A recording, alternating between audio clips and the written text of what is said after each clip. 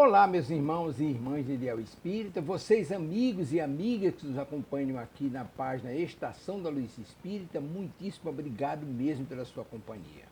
A nossa página Estação da Luz Espírita não tem fins lucrativos, o objetivo é a divulgação da doutrina espírita. E é por isso que nós reunimos aqui esta sede de matérias espíritas para que possa atender às suas necessidades, estudo, lazer, pesquisa. Você encontra aqui na nossa página Estação da Luz Espírita os livros da codificação, obras suplementares, entrevistas, palestras e os programas da Web Rádio Estação da Luz de Natal e Web Rádio Cristo Consolador de São Paulo. Ou seja, um acervo que atenda às suas necessidades, sem fins lucrativos. O objetivo é a divulgação da doutrina espírita. E agora eu convido você para nos acompanhar na reprodução de mais esse trabalho imperdível. Muito obrigado mesmo pela sua companhia e vamos juntos!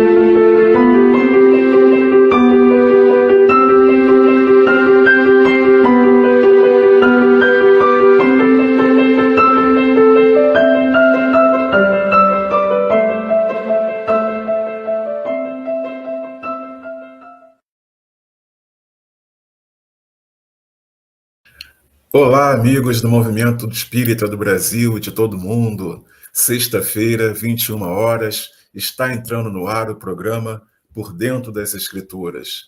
Um programa onde fazemos uma viagem pelo Antigo Testamento, toda a trajetória, toda a jornada da criação até o último dos profetas, Malaquias. Todos os fatos que anunciam a chegada do Messias. Cristo é o poder de Deus e a sabedoria de Deus. E quem ignora as Escrituras, ignora o poder e a sabedoria de Deus. Portanto, ignorar as Escrituras sagradas é ignorar a Cristo. Palavras de São Jerônimo, Jerônimo de Dalmácia, padroeiro dos estudos bíblicos. Primeiro tradutor da Bíblia para o latim, a Vulgata. Deixe seu like, comentem, compartilhem, se inscrevam no nosso canal, acionem o sino de notificação, para fazer com que o nosso trabalho chegue cada vez mais longe, não só o nosso programa, mas todos os amigos, todos os programas na nossa web rádio Cristo Consolador, certo? Não se esqueçam desta ajuda, é sempre muito importante vocês estarem compartilhando o nosso trabalho. Certo, queridos? Vamos orar? Vamos agradecer a nosso Mestre Jesus, a todos os trabalhadores que nesse momento nos cercam, organizando, amparando, nos intuindo neste trabalho. Agradecer a oportunidade de estarmos juntos, de estarmos estudando, de estarmos refletindo sobre as Escrituras. E rogamos que possamos ter um trabalho, um programa com muita paz, com muito amor, com muito aprendizado e crescimento espiritual. Esteja conosco, Mestre, nesse momento de tanta alegria, compreendendo as Escrituras, e que assim seja. Bem, queridos, vamos ver quem já está por aqui. Querido amigo Felipe Menezes, muito bom dia. Elci Zilli, muito bom dia. Olha, muito boa noite. Querida Liz Menezes, boa noite. Lena Monteiro, boa noite. Minha queridíssima Luciana Santos, boa noite. Muito feliz de vocês estarem aqui comigo mais uma vez, acompanhando o nosso trabalho, estudando juntos. É muito importante o retorno que vocês me dão nas minhas redes, os que têm minhas redes particulares, do aprendizado, da importância. Eu fico muito grato sempre que vocês estão aqui me acompanhando e dão esse retorno com relação à nossa atuação. Minha querida irmã Célia Zacarias, minha colega de trabalho aqui na Web Rádio Cristo Consolador, acompanhe o trabalho da Célia também, é muito bacana. Tá? Deem uma olhadinha lá na playlist que vocês vão encontrá-la. Muita paz, querida, muito obrigado por estar aqui. Sandra Daça também. Boa noite, professor Rubens. Muito obrigado pelo professor. Uma alegria na vida ser professor, com certeza. Querida Maria Cristina Figueiredo também já está por aqui. Boa noite. Meu amigo Marco Juver, meu querido amigo, companheiro de trabalho no CERJ, também está aqui conosco. Boa noite. Bem, que bom estarem por aqui e vamos tratar de Deuteronômio. Vamos ver hoje a questão das segundas tábuas da lei. Tá? Deuteronômio 10 e 11 vão ser os capítulos que nós vamos trabalhar hoje, que nós vamos refletir. Sempre lembrando que Deuteronômio nós vamos passar bem mais rápido, porque é a repetição do que já vimos em Levítico e em Números, principalmente Levítico. É basicamente Moisés recontando a história de tudo que aconteceu nos 40 anos do deserto, pois aquele povo não é o mesmo povo que saiu do Egito, que vai entrar na Terra Prometida por todas as circunstâncias que aconteceram nesses 40 anos. Tá? Então, anteriormente, nós tratamos da questão da idolatria e da obediência. Os capítulos 7, 8 e 9, basicamente essa questão, a relação da idolatria com a obediência, ele vai terminar com a forma ingrata que muitas vezes o povo agiu com relação a Deus. E ali Moisés vai falar da ingratidão do povo e das consequências da ingratidão do povo. É muito interessante toda essa trajetória, a forma que Moisés fala, repetindo, ele vai estar dizendo mais uma vez, quer dizer, Deuteronômio, repetindo a lei, a segunda vez que a lei vai ser dita, e muito nós vamos perceber que o tema, o assunto vai ser obediência e desobediência. Basicamente é que o povo vai ter de bênçãos com a obediência e de maldições com a desobediência, como nós vamos ver muito e até também hoje esta relação. Né? Hoje é interessante porque vamos falar da segunda tábua da lei, segundas tábuas da lei. Vamos falar também sobre a questão dos levitas e vai terminar falando de obediência ainda. É aquela questão que eu já coloquei a vocês. Quando nós vamos estudando cada vez mais as escrituras, quando nós vamos estudando a codificação espírita, quando nós vamos nos aprofundando nos evangelhos, nós percebemos cada vez mais que nós não temos nada a dar, a não ser obediência, a não ser estarmos obedientes à lei divina. Né? Nós somos criaturas divinas colocadas no mundo de prova e expiação pela graça divina para termos a oportunidade de crescimento a partir da perfeita lei divina, da grande misericórdia divina. E a única coisa que nós podemos fazer é obedecer essa harmonia completa. Quando cada vez mais eu fico refletindo sobre isso e me convenço que eu não tenho nada a dar a não ser a minha obediência, e dando esta obediência à lei, eu vou ter todas as virtudes necessárias para ter uma boa encarnação, uma boa passagem por essa vida, uma boa relação social, enfim, tudo que é necessário nas nossas vidas para passarmos por essa encarnação da melhor forma possível. E aqui, no início do capítulo 10, vem uma coisa muito interessante, porque é Moisés falando da questão das segundas tábuas. Por quê? Lembremos que na primeira tábua, lá no iniciozinho da saída do Egito, eles saem do Egito, vão ficar ali perto do Monte Horebe, do Monte Sinai, e Moisés vai subir, vai passar 10 dias no alto do monte, e vai descer com as tábuas da lei. E vai acontecer aquela coisa toda com relação ao bezerro de ouro, ele, aborrecido, ele vai quebrar as tábuas da lei. E é isso que ele vai contar aqui a partir do verso 1. Naquele tempo me disse o Senhor, lavra 2 tábuas de pedra como as primeiras, e sobe a mim ao monte, e faze uma arca de madeira. Escreverei nas 2 tábuas as palavras que estavam nas primeiras que quebrastes, e as porá na arca. Assim, fiz uma arca de madeira de acácia, lavrei 2 tábuas de pedra, como as primeiras, e subi ao monte com as 2 tábuas na mão. Então escreveu o Senhor nas tábuas, segundo a primeira escrita, os 10 mandamentos que ele vos falara no dia da congregação, no monte, no meio do fogo. E o Senhor mais deu a mim. Virei-me e desci do monte, e pus as tábuas na arca que eu fizera, e ali estão como o Senhor me ordenou. Aqui é interessante, lembrando, né, Moisés sobe o monte, quando ele desce o monte com as tábuas da lei, ele encontra os seus mais próximos, ali inclusive Caleb e Josué, os únicos que vão entrar na Terra Prometida, desesperados porque durante esses 40 dias o povo se rebelou e fez um bezerro de ouro, um bezerro de ouro fundido por Arão, seu irmão, que era o sacerdote, e que viria a ser o sumo sacerdote, e estavam ali em adoração. Aí, quem me acompanhou o programa desde aquela época vai lembrar o tipo de adoração que estava acontecendo ali. Então Moisés se revolta e quebra as 2 tábuas. Quebra as tábuas que Deus escreveu. Também tem muito essa coisa, muitas pessoas têm essa ideia que quem escreveu as tábuas foi Deus ditando a Moisés, ou Deus que escreveu diretamente nas tábuas. Fica bem claro a resposta aqui. Deus dizendo, escreverei nas 2 tábuas, Deus escreve nas tábuas, e nós vamos ver essa relação. E tem uma situação, uma questão até filosófica mesmo, importante nesses 2 capítulos, que é a ideia da fé vertical e da fé horizontal. Aqui nós estamos... Tratar de fé, falar sobre fé, é muito amplo. A ideia que nós temos de fé, acreditar em algo, ela é muito além que isso. Nós temos a ideia, nós espíritas, de fé raciocinada, é muito além que só esse ponto, mesmo dentro de todo esclarecimento que os espíritos nos dão. Tratar de fé é muito interessante, são muitas nuances de fé. E aqui ele está falando de fé vertical. E o que é essa fé vertical? Essa fé vertical é a ideia da nossa fé com relação diretamente a Deus, a nossa relação com Deus.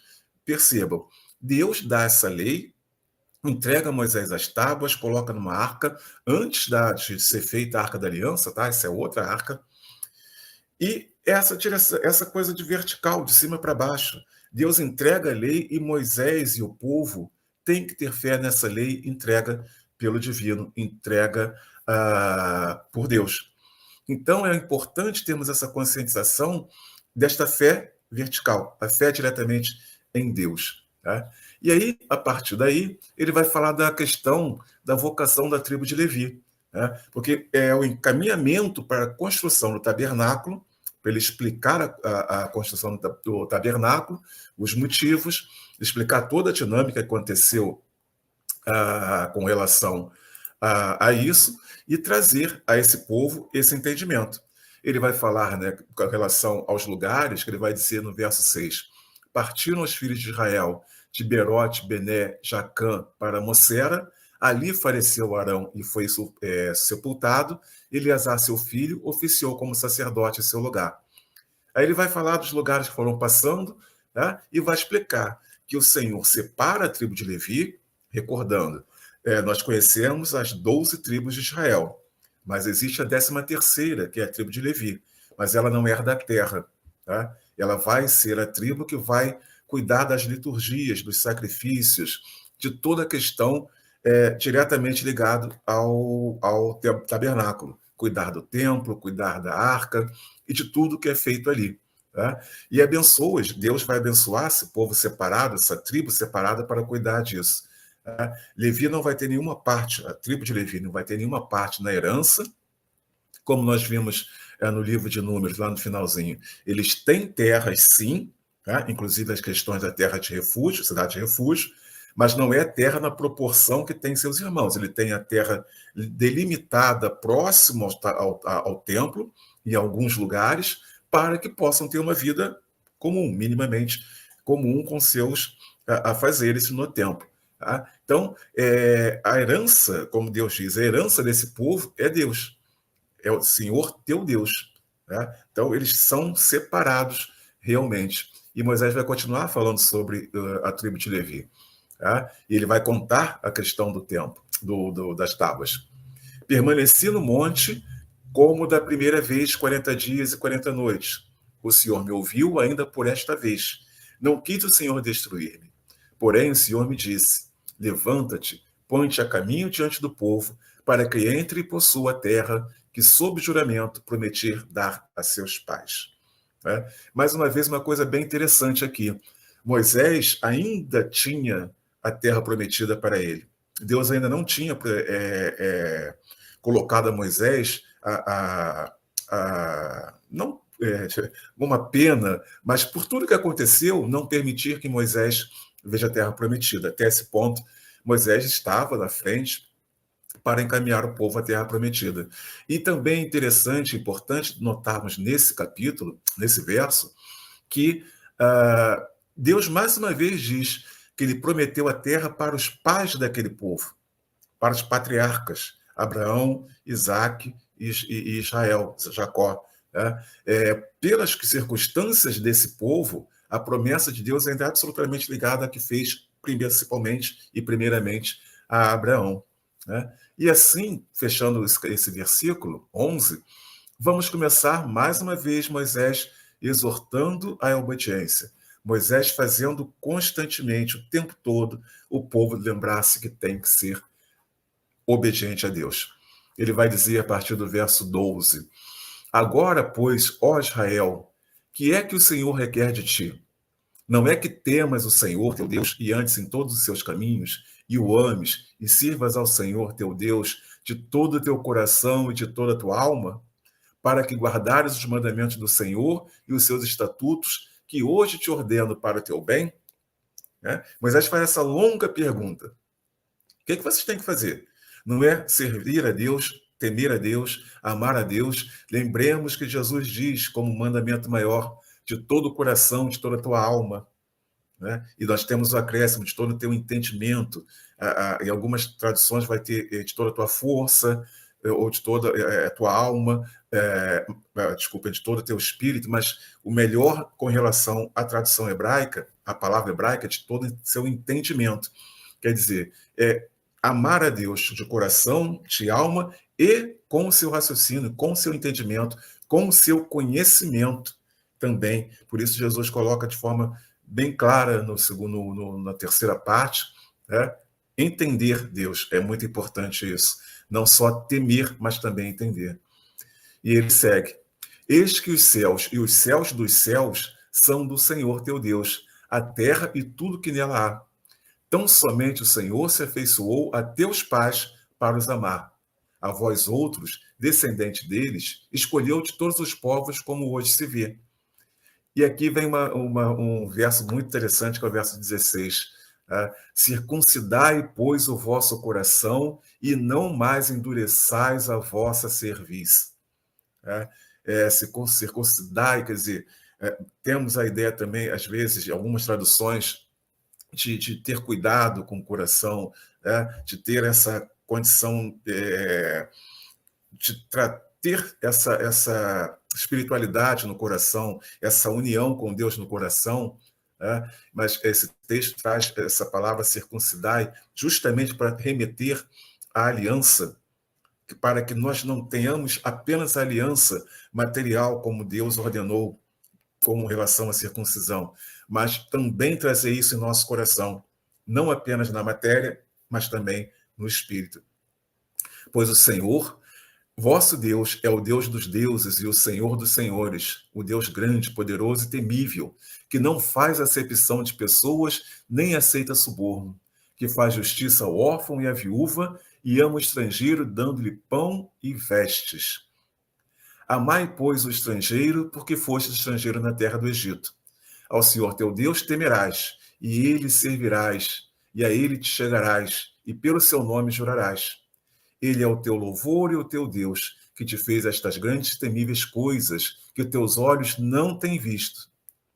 Com 70 almas, teus pais desceram do Egito, e agora o Senhor teu Deus te pôs como as estrelas do céu em multidão. né? É muito, muito interessante a partir do verso 17, que temos aqui todo esse texto, né? A ideia do comportamento que temos que ter perante Deus. Como temos que nos portar? Como colocamos antes, só temos a obediência. Né? E ele vai reforçar: ame, sirva de todo o coração, de toda a sua alma, cumpra os estatutos, lembra-se que eu coloquei a ideia que antigamente existia de um império dominar o outro e o seu rei, o seu imperador, ter um acordo com o povo, ter uma regra, uma lista de leis para que o povo obedeça e vivam minimamente em paz. Então, vai falar muito dessa questão do comportamento perante Deus. Né? Outra coisa importante é o quanto todo esse mandamento que Moisés traz, toda essa palavra que Moisés traz, como nós vimos que todos os 10 mandamentos traz, é a relação de justiça e ética. Como viver entre nós, lembremos, a primeira tábua é a relação com Deus e a segunda tábua é a relação com o homem. Né? E essa justiça e essa ética que os deuses daquela época não tinham, né? Os deuses pagãos não tinham, eu até lembrei vocês as histórias de da Ilíada e da Odisseia, né? O quanto os deuses gregos eram ciumentos, raivosos, se apaixonavam, tinham sensações humanas, eram egoístas, orgulhosos, e nosso Deus, Deus único que Moisés apresenta a esse povo, é um Deus justo, é um Deus ético. É importantíssimo termos isso em nossas mentes. Nós sabemos que a questão moral é relativa no sentido do tempo. O que é moral hoje provavelmente não era anteontem, não era 100 anos atrás, e assim por diante. A questão moral pode mudar conforme até civilizações no mesmo momento. Mas a ética tem que ser mantida, ela é uma visão única. E aqui nós vemos o conceito da fé horizontal. A fé com relação ao que eu tenho nas minhas relações, a partir da fé vertical que eu mantenho com relação a Deus. Eu tenho fé em Deus, que é de cima para baixo, eu tenho fé no que Deus me dá, e a partir dessa fé no que Deus me dá, eu tenho condição de expandir aqui na nossa horizontalidade, aqui no nosso plano. É importante, nesse ponto, lembrarmos o quanto Deus é misericordioso quando ele coloca. Primeiro, analisar nessa questão da fé horizontal, o verso 16, né? Lembrar: não mais endureçais a vossa serviço. Quer dizer, não sejam teimosos, não se deixem orgulhosos e não sirvam, na ideia de servir, como se curvar humilde à necessidade. Né? Então, temos essa ideia. E vamos ver logo depois a questão da misericórdia divina, porque Deus não faz acepção de pessoas, quer dizer, não faz diferença, e nem aceita suborno, no sentido do que faz para um porque lhe é agradável ou não. Ele vai falar da questão da viúva, e a questão da viúva é uma questão que mostra um grupo da sociedade muito, muito afastado das benesses naturais, fala do estrangeiro, que da mesma forma acontece, e aqui nós vamos ter esse contraponto. Porque nós vimos anteriormente, há alguns programas atrás, que Deus manda que destruam, quando chegarem nas terras e tomarem as terras, destruam tudo e não se façam proximidades com os que vivem ali. E nós comentamos justamente sobre isso, né? A ideia de um radicalismo, de um fundamentalismo ou de xenofobia, e como nós explicamos, a questão não é essa. Tanto que Deus coloca aqui, como colocou em Levítico, como colocou em Números, a questão do estrangeiro, a questão de cuidar de quem não tem condição.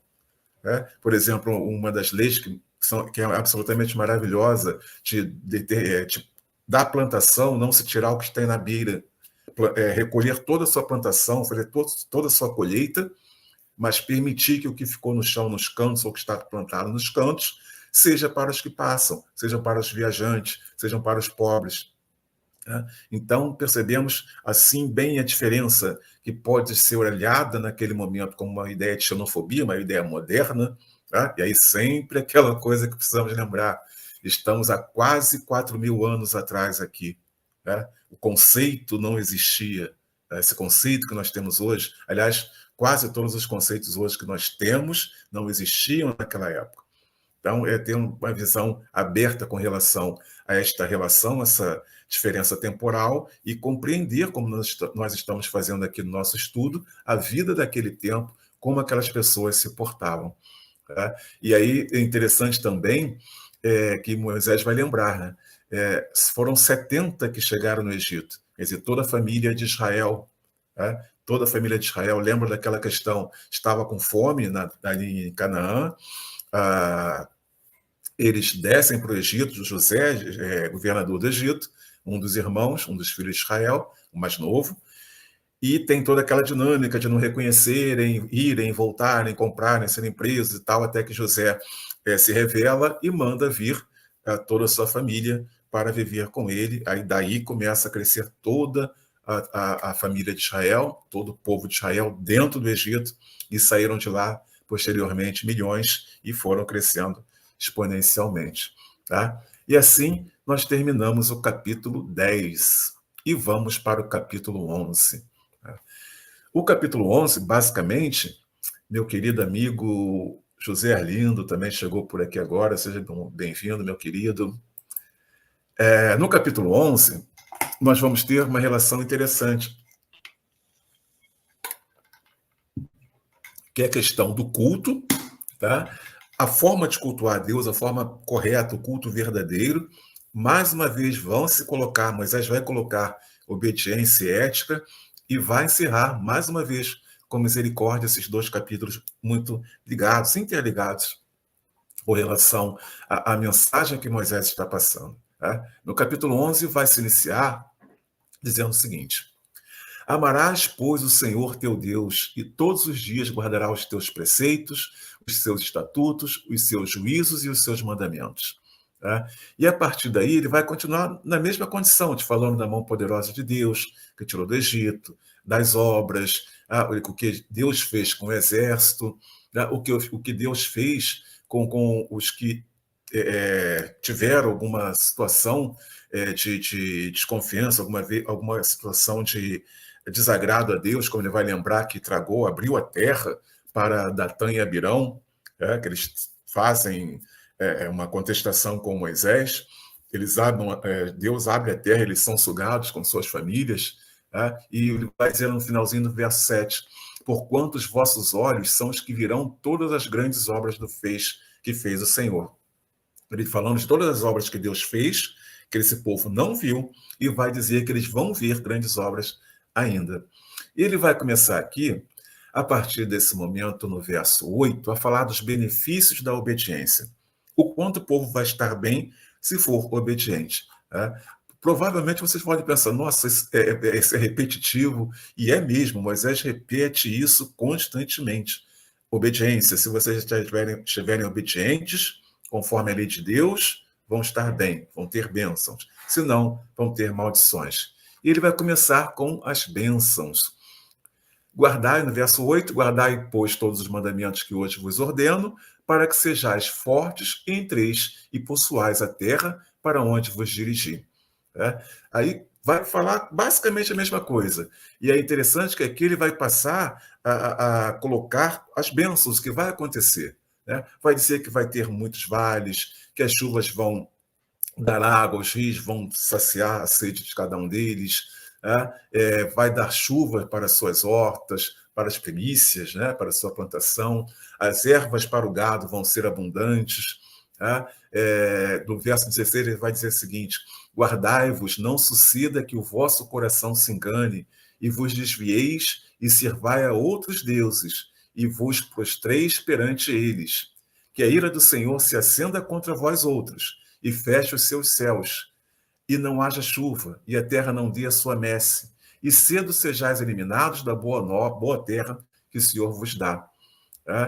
Dizendo aquela coisa, não se permita enganar. E ele vai continuar: ponde, pois, estas minhas palavras em vosso coração e na vossa alma. Ensinai-as a vossos filhos. Ele vai remeter ao que falamos no finalzinho de Números, quando Moisés fala exatamente sobre essa questão de ensinar os nossos filhos dentro das nossas casas, de trazer esse ensinamento. Ele vai lembrar também escrever nos umbrais da porta, remetendo à Páscoa, a primeira Páscoa, quando Deus manda matar o cordeiro e colocar o sangue na porta, no umbral da porta. Ele vai lembrar também da mezuzá, que é colocar ali aqueles versos, ó filhos de Israel, escrito nas portas.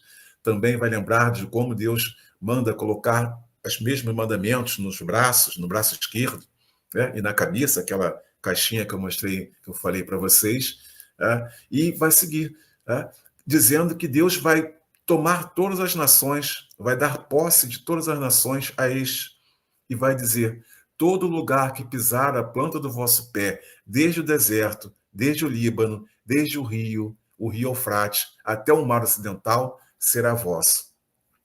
A partir daqui do verso 23, Moisés vai falar da posse da terra e vai dar esses limites. Vimos anteriormente os limites mais completos, e ele vai conseguir continuar. Ninguém vos poderá resistir. O Senhor vosso Deus porá sobre toda a terra que pisardes o vosso temor e o vosso terror, como já vos tem dito. E aqui é interessante que é um ponto delicado para os dias de hoje, questão da delimitação de terra, ali todo aquele Oriente Médio, Líbano, Síria, Cisjordânia, Israel, Jerusalém, faixa de Gaza, como nós vemos na TV, nos noticiários hoje em dia, ainda se tem problema por isso. Por quê? Os limites da terra, nós vamos lembrar que lá em Números temos os limites, e é colocado aonde, qual monte, até o Mediterrâneo, até tal. A questão é que esses limites, eles são naturalmente indefinidos. Por quê? O exemplo que é dado aqui, no verso 24. Todo que lugar que pisar a planta do vosso pé, desde o deserto, desde o Líbano, desde o rio Eufrates até o mar ocidental. Aí pensemos na nossa cabeça. Desde o deserto, qual parte do deserto? Está escrito lá que é desde o monte tal. Mas qual a distância? Qual o limite? Até o Líbano, desde o Líbano. Qual a parte do Líbano? Rio Eufrates. Imagine, o rio Eufrates, aquele rio enorme que atravessa o Mediterrâneo. Desculpe, atravessa a Mesopotâmia. Qual a parte? Por isso, essas questões são delicadas até os dias de hoje. Naquela época, não pela questão, logicamente, muito mais menos complexa, até geopoliticamente, que também situação que não existia naquela época, mas traz problemas até hoje com relação ao que nós vemos, não precisamos nem citar as questões com relação a esses limites dessa terra, que foram dados ao povo de Israel. E a questão desses limites são apenas 4 vezes que aparecem nas Escrituras. Como já vimos agora, vai ter em Josué e vai ter mais à frente também, já nos profetas. Então, é algo muito complicado, muito delicado, como eu falei para vocês, Síria, Líbano, Cisjordânia, o próprio território de Israel tem essa dificuldade, muito parte daqui. Por exemplo, se pegarem apenas esse trecho do Deuteronômio, fica absolutamente vago esses limites, ficam muito vagos esses limites. E então, chegamos ao verso 26, que vimos as bênçãos. Por exemplo, que a terra que pisar vai ser deles.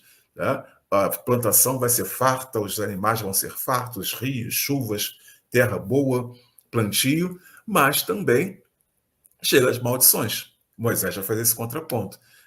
Então ele vai dizer a partir do verso 26, eis que hoje eu ponho diante de vós a bênção e a maldição.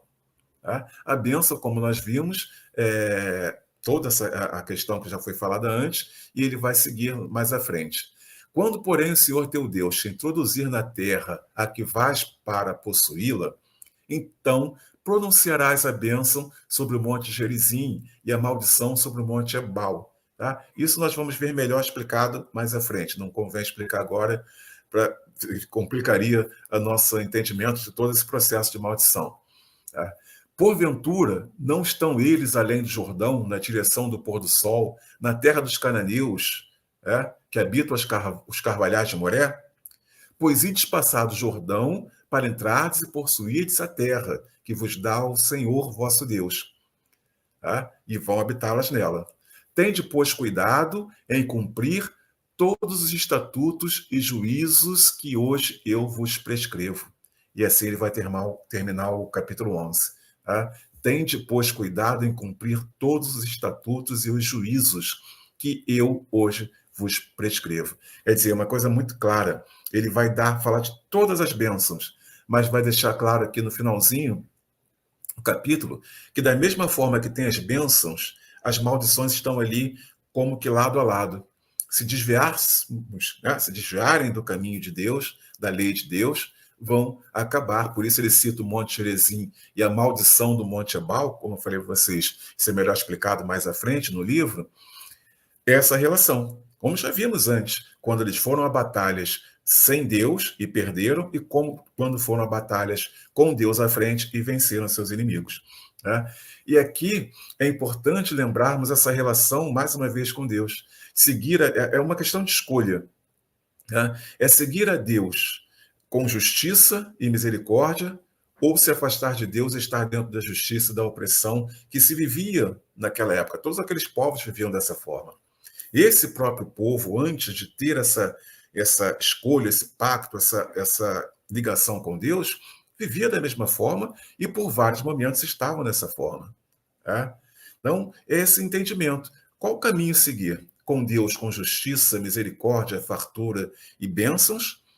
Ou sem Deus, ou com os deuses pagãos, ou com idolatria e desobediência, com injustiça e opressão e fome, miséria, como vamos ver posteriormente, dentro dos livros dos juízes, dos reis e com os profetas. Né? A ideia muito básica que nós vamos ter no Evangelho sendo completada. Né? Se eu não amo meu irmão, eu não posso amar a Deus. E aí esse conceito que é colocado aqui, que nós vamos ver quando Deus fala de cuidar da viúva, de cuidar do pobre, de cuidar do estrangeiro, essa questão vertical e horizontal. Eu preciso amar primeiro aos meus aqui na horizontalidade para que eu possa ter a ideia de seguir a Deus, de temer a Deus, como Moisés coloca aqui desta forma, servir a Deus, aí sim essa fé de forma vertical. E é importante também, né, pensarmos nesse capítulo e levarmos para o nosso cristianismo. Né? Por quê? Vemos aqui que não existe uma ideia de lado, temos que estar temente a Deus. Moisés exorta o povo a estar em obediência. Né? E nós vemos que, posteriormente, a ideia do cristianismo polarizado. Né? É interessante que a forma de lidar com isso, dessa fé vertical com essa fé horizontal. E até por coincidência, convite para amanhã, desde já, na segunda, vamos estar falando do segundo capítulo da carta aos Coríntios, da primeira carta aos Coríntios, e Paulo vai falar exatamente sobre isso. Né? Essa relação, espiritualidade sem refletir ética, na ética, quer dizer, ter essa fé vertical, mas deixar a viúva, a míngua, não dar de comer ou abrigar a hospitalidade a um estrangeiro, e a relação contrária, da questão da igualdade, justiça social, sem a espiritualidade. Quer dizer, a fé horizontal sem a ação da fé vertical. Tá? E aí é que nós podemos ter a ideia de completude da lei divina. Essa relação nossa com Deus, que Moisés coloca aqui a esse povo, ela precisa ser completa, tanto na fé vertical quanto na fé horizontal, na mesma medida, na mesma potência. Né? Aquela ideia que ele traz, amará seu Deus toda a sua alma e com toda a sua força, né? Com todo o seu entendimento, com todo o seu espírito, que aí sim vai ter essa completude da lei divina. Infelizmente, nós vemos nos dias de hoje, como vimos naquele momento, vemos no tempo de Paulo de Tarso, no caso específico em Corinto, a setorização da fé. Eu tenho minha fé aqui, mas aqui eu já não ajo da mesma forma, ali eu já tenho uma diferença. Cara, setorizar a fé é o melhor termo. E quando a fé tem que ser absolutamente completa. A nossa relação com Deus precisa ser absolutamente completa. E nós vemos que ele vai fazer todo esse processo de falar de bênçãos e de maldição vai ser a questão das consequências da aliança. Né? Se Deus escolheu aquele povo, e aquele povo tem essa escolha pela promessa feita aos pais, aos patriarcas, tem consequências as suas ações, dentro ou fora da lei divina. Aí vem essa relação de bênçãos e maldições, como fica muito pautado o tempo todo nesse livro, nesse contexto, principalmente nesses capítulos. E a ideia que vem muito forte para nós, tá? Não servir a Deus apenas para ter bênçãos, apenas porque teme a Deus, apenas porque está na lei. Isso não é ter fé nem vertical e que não vai conseguir ter fé horizontal. A ideia de servir a Deus não é para ter bênçãos. A ideia de servir a Deus é para ter a sua justiça, a sua misericórdia, estar cumprindo a sua lei. E a partir disso, sim, nós vamos ter naturalmente, pela perfeita justiça divina, pela soberana justiça divina, todas as bênçãos que a lei natural vai nos dar. Isso fica muito claro quando nós vamos no nosso livro dos Espíritos, quando os Espíritos tratam especificamente sobre isso. Se estamos na lei, como eles vão dizer, a lei divina é perfeita. Nós só sofremos quando saímos da lei. A consequência de termos essa aliança com Deus, ela vai se refletir na nossa conduta, dentro ou fora dessa lei.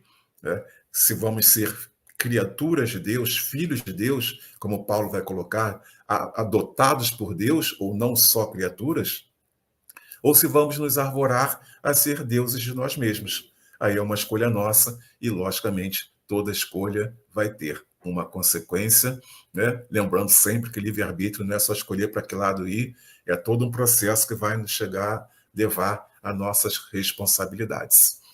Certo, queridos? Estes são capítulos 10 e 11 de Deuteronômio, esses capítulos que falam muito de obediência, de como nós precisamos ver e pensar na nossa fé, nossa relação com Deus e com nossos irmãos. Então, convite, amanhã, até já falei, Epístolas Evangélicas, um capítulo muito interessante, que Paulo vai falar exatamente sobre isso, não foi de caso pensado, coincidência, embora não exista, que a mesma pauta dessa relação de fé, e como ver essa fé, a relação, a completude.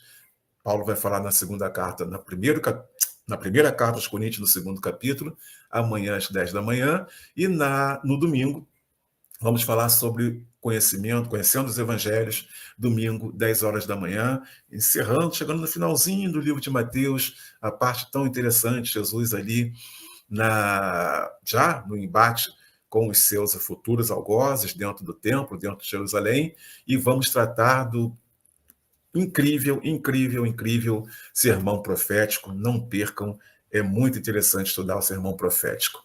Queridos, Felipe Menezes, Elci Zilli, Liz Menezes, Liana Monteiro, Luciana Santos, Célia Zacarias, Sandra Celane, Maria Cristina, Marco Júvia, José Arlindo, muito obrigado por vocês estarem aqui comigo, me acompanhando no nosso trabalho.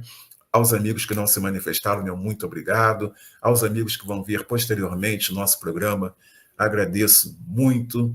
E que a graça do nosso Senhor Jesus esteja sempre conosco. Amém.